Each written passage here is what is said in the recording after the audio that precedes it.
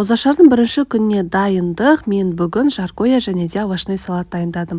Алдымен барлығын ашып дайындап алғаннан кейін пиязымызды шамалы қызартып, сұйық майымызды қуырып аламыз.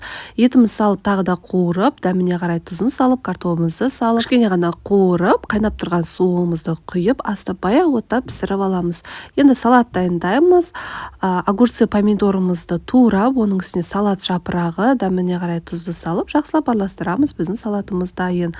Бұл жерде мен дастарханымды әзірлеп жатырмын. Міндетті түрде құрма және де жылы суды дайындап қойдым. Ең күшті моменттердің бірі ғой, ауызашарға аз ғана уақыттар қалған кезде қатты күтесің. Кіші балам осында цветная капуста пісірген едім, оны да салатпен ұсындым.